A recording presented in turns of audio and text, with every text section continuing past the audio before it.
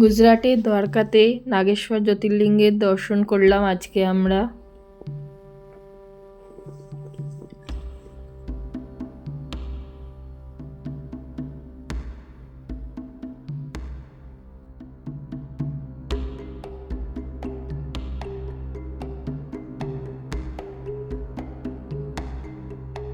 পুজো দেওয়ার আগে প্রতীক্ষার সময় একটা।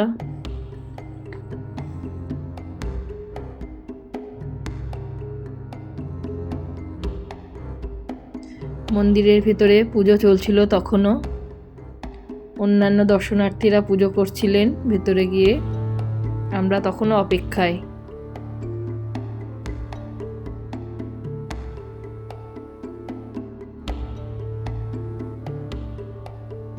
নাগেশ্বর জ্যোতির্লিঙ্গ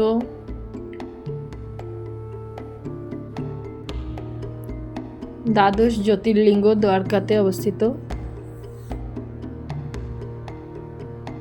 মহাদেবের সামনে নন্দী মহারাজের বাসস্থান।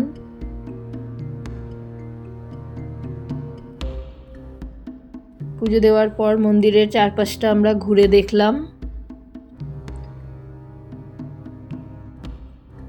খুব সুন্দর একটা অনুভূতি, খুব ভালো লাগছিল।